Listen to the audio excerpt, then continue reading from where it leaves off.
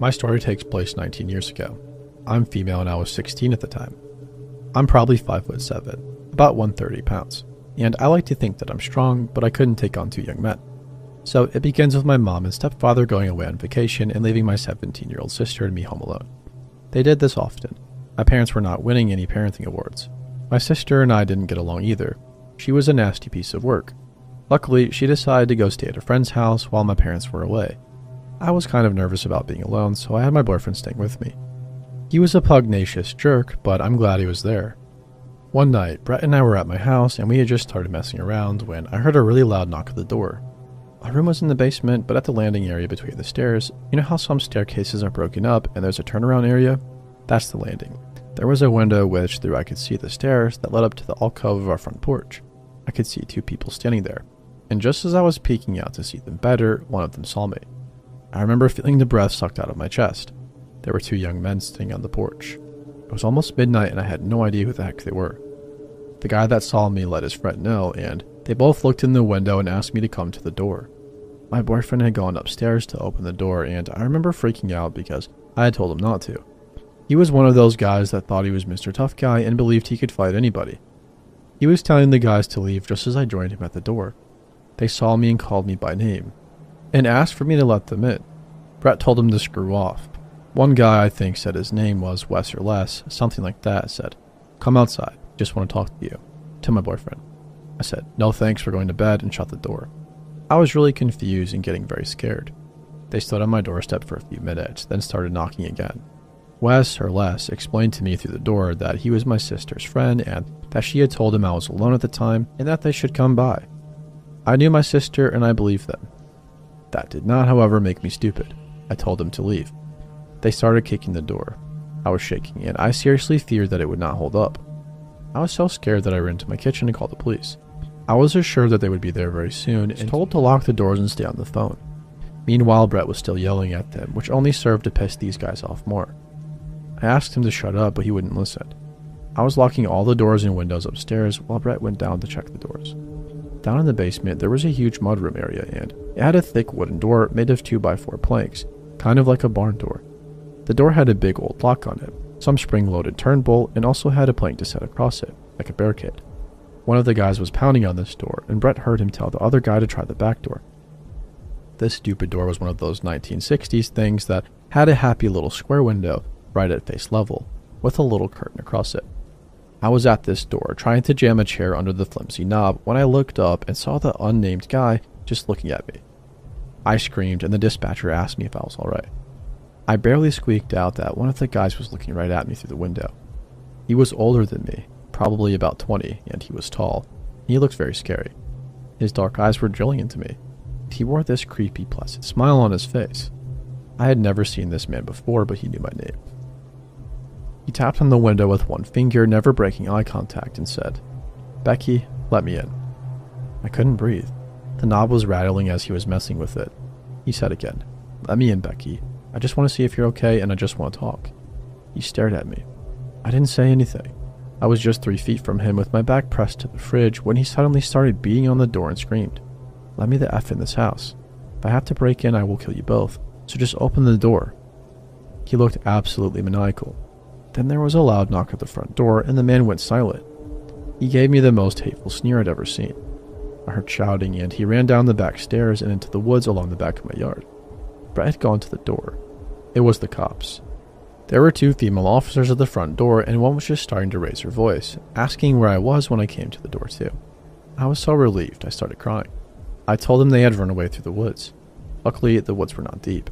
They actually ran along the bank of the large river, and there was a bridge just up from where the woods met the road. One officer ran around the back, while one stayed to get a description and take my statement. Officer number 1 came back and spoke to officer number 2, saying she saw them running across the bridge. They both left in a hurry, hopped in the cruiser and sped off. I was still crying and shaking, but I was absolutely furious at Brett for riling them up. I went to make myself some tea, thinking of all the things I could kill my sister with when she got home. I had so much anger, fear, and adrenaline pumping through me, I could have ripped her to shreds at that moment.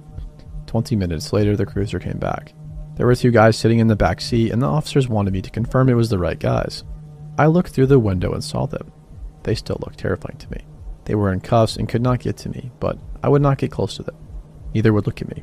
I confirmed it was them and we spoke a bit. I told the cops about my sister, suggesting that these two men should come see me. Officer number 2 kind of mumbled. What an absolute bitch. I had to agree. I pressed charges for attempted forcible entry, property damage. They had broken a window in the living room, trespassing, disorderly conduct, and attempted assault.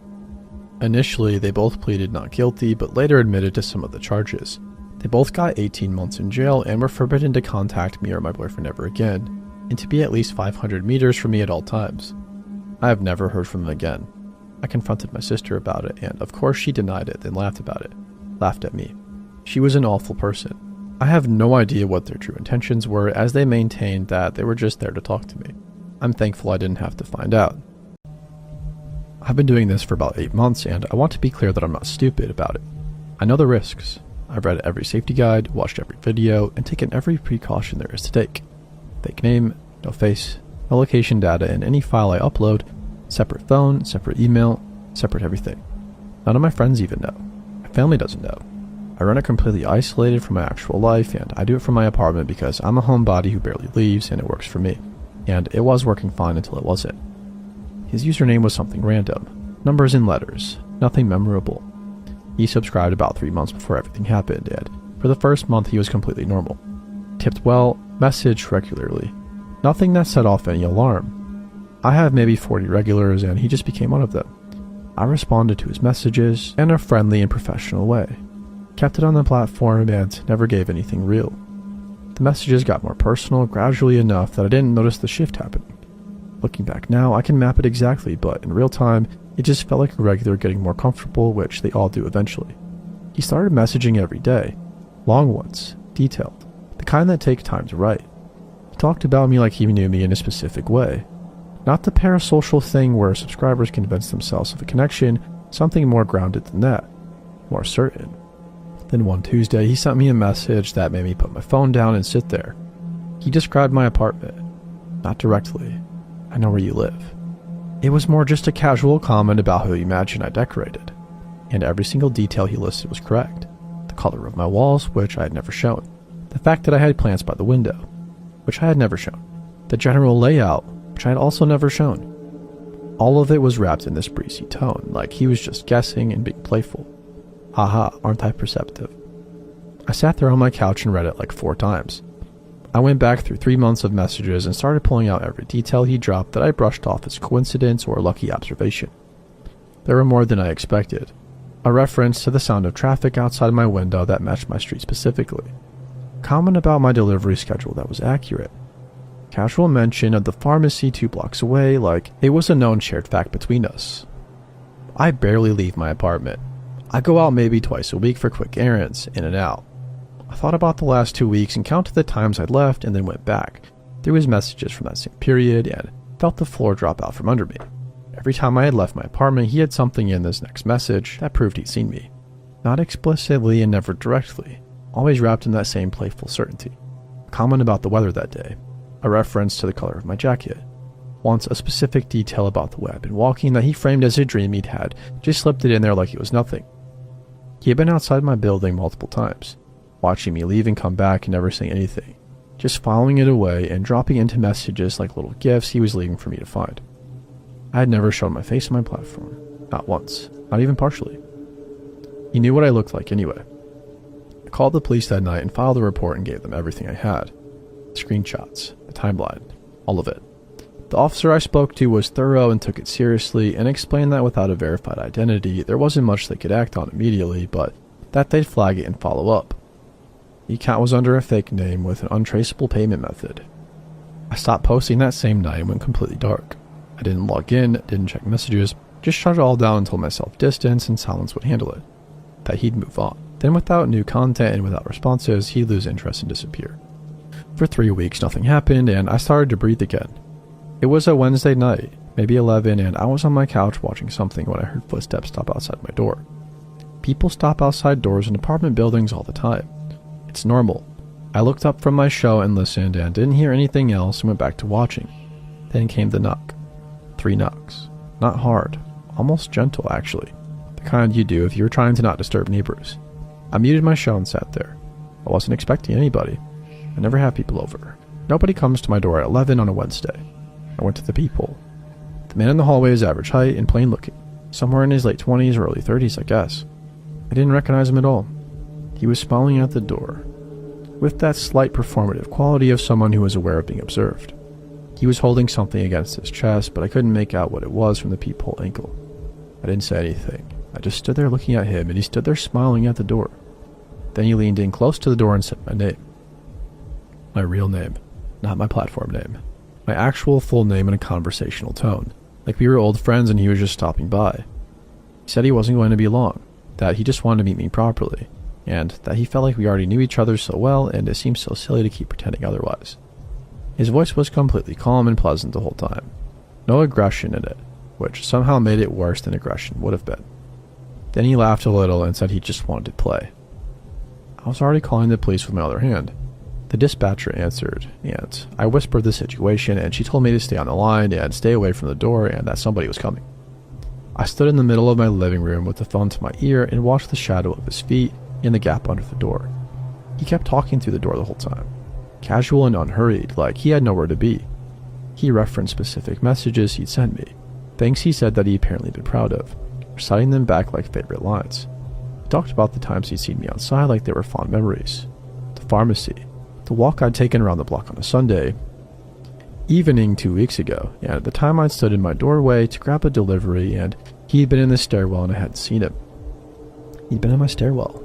He said my name one more time, softer, and then said he just wished I'd written back. Then the shadow under the door moved and his footsteps went down the hallway and I heard the stairwell door open and close. Police arrived about a few minutes later and they swept the building and the surrounding block and found no one. The stairwell door at the ground level had been propped open with a small rock, done very carefully. Building security footage showed a figure in a hood entering through that door approximately 40 minutes before he knocked on mine. He'd been in the building for 40 minutes before he knocked, standing somewhere in that building in the dark for 40 minutes before he decided it was time. The case is open. They haven't found him. I moved out the following week and I'm staying with my cousin right now while I figure out my next step. I think about him standing in the stairwell the day I grabbed my delivery from the doorway. How close was he? How I stood there for maybe 30 seconds in my doorway looking at my phone, yet he was right there in the dark and I had no clue. I just wanted to play, he said. I hear that in my head a lot still. I don't think I'm going to stop hearing it for a while.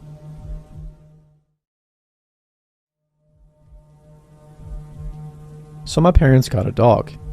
I want to lead with that because it's important context for why I ended up in this situation. They've been talking about getting one for years. Empty nest stuff, and they finally did it 2 months ago. A 2-year-old rescue named Hank. Some kind of lab mix. A big dopey thing that my mom is completely obsessed with. Which is awesome. Hank seems like a good dog, but the problem is they don't fully trust him alone overnight yet because he's still adjusting and apparently ate an entire couch cushion his second week there. So when they booked a long weekend trip upstate to visit my aunt, they asked me to come stay at the house and watch him. I'm 20. Home from school for the summer, with no real reason to say no. Free food, a familiar bed, easy enough, I said. That was my first mistake, probably. I got to my parents' place Friday evening. They left around 6, I think, and for the first couple of hours, everything was completely fine. Hank was happy to see me, and we watched TV. I made food, and he sat with me by my feet the whole time, which my mom warned me he does. Normal dog stuff. I went to bed around midnight with Hank at the foot of the bed and fell asleep fast. I woke up at some point in the night to Hank growling. Not barking, but growling. Low and continuous. The kind of sound that's more vibration than noise. I sat up and he was standing at the bedroom door facing the hallway. Completely rigid, every muscle in him locked up. I'd known this dog for 2 months and heard him make approximately 0 serious sounds. He was the least intimidating animal I'd ever encountered. Seeing him like that in the dark was genuinely startling. I listened. The house was quiet. I told him to relax and he didn't. He just kept that low growl going with his eyes fixed on the hallway. I got up and checked the house. Every room, every door, and every window. Everything locked and nothing out of place. I even checked the basement, which I hate doing at any hours at night, but I did it. And nothing. I went back to bed. Hank eventually settled and I fell back asleep. In the morning, I'd mostly forgotten about it. Saturday was fine. Took Hank for a long walk, did nothing, ate my parents' food again, and completely relaxed. I went to bed earlier, maybe at 11 or so, tired from the walk. I woke up at 2 a.m. to Hank gone from the bed. I could hear him somewhere in the house. That same low growl, and I got up and followed it. He was in the kitchen standing in front of the basement door, in the same posture as the night before, with the same locked up stillness. I stood there in the dark kitchen in my socks looking at him. I felt something I hadn't felt the night before, which was that the dog was not going to move from the door. I stood there for a long moment, then I heard something on the other side of it. Just a single soft sound, something shifting, like weight redistributing on the wooden basement stairs. One quiet creak and then nothing. I grabbed the knife on the counter, took out the biggest one, and called 911 from the kitchen while Hank stood guard at the door. I whispered the address and told him I thought somebody was in the basement, and the dispatcher told me to stay on the line and stay away from the basement door, which I was obviously happy to do. 2 officers got there in 4 minutes, and I let them in the front, and one of them took Hank by the collar while the other opened the basement door with his hand on his holster. They found him on the stairs. A man, probably mid-40s, sitting on the 4th step from the bottom in the dark, like he'd been there for a while. Not armed or aggressive, but just sitting there. He looked exhausted more than anything. When the officer asked him what he was doing, he said he used to live here. Saying it like that explained everything. He said he just needed somewhere to sleep, and he knew the back basement window latch had always been broken and figured nobody would notice. The broken window latch my parents have apparently had for years and never fixed. The officer looked at me and I looked at the officer. They ran his name. He had a record, nothing violent, mostly trespassing and vagrancy, and he had indeed owned that house at some point and sold it 12 years ago. Whether that made him feel entitled to come back and sleep in the basement, I genuinely could not tell you. He seemed more sad than dangerous, though. They took him out and I gave my statement in the kitchen while Hank sat on my feet the whole time. Here's the thing that I keep coming back to, though. The officer who cleared the basement walked the whole thing before they brought the guy out. He came back upstairs and mentioned that the old couch down there, the one my parents had been meaning to throw out for years, had apparently been slept on recently. Multiple times recently, he said, based on the indentation and some personal items nearby, like a water bottle and stuff like that. My parents have been in that house 9 years. Hank has been there for 2 months. You can draw your own conclusions about how long this had been going on before Hank showed up and started waking people up at 2 a.m. I fixed the window latch myself the next morning, bought the hardware at the store down the road, and watched a video and got it done in about 20 minutes. I didn't mention it to my parents until they got home. My mom cried a little. My dad immediately went and bought a security system. Hank got an extra treat that night. He deserved probably about 100 of them.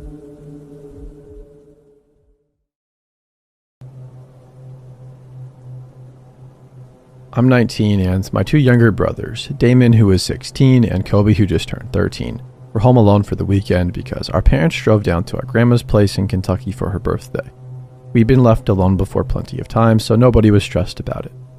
I was the oldest, so I was technically in charge, which basically just meant I got to pick what we ordered for dinner and had to make sure Kobe didn't stay up until 4 in the morning on his Xbox. Pretty standard stuff. Friday night was fine. We ordered wings and watched a movie. Kobe was in bed by midnight, which was later than our parents would have allowed, but I wasn't going to fight him on it. Damon and I stayed up for another hour or so and then called it. Saturday was equally normal right up until around 9 at night. I was in the living room on my phone and Damon was at the kitchen table doing something on his laptop, and Kobe was in his room gaming when Damon looked up and said there was somebody in the backyard. I went to the kitchen window and looked out. There were 2 of them standing in the yard, not at the fence line, not passing through. Standing maybe 30 feet from the back door, completely still facing the house. Both are wearing white masks. Not Halloween store masks, not cheap plastic things. Full white featureless masks that covered their entire faces. The kind with no expression at all. No holes for a mouth, just 2 eye openings. And flat white nothing everywhere else. I stood at that window for probably 5 full seconds just staring, trying to process what I was looking at. Then a third one stepped out of the shadows near the tree line at the back of the yard and stood with the other 2. I pulled Damon away from the window and told him to go get Kobe right now and bring him downstairs and to move fast but not run. He looked at my face and didn't ask questions and went. I checked the back door. It was locked. Checked the sliding door off the dining room. Also locked. Went to the front and checked that. All good.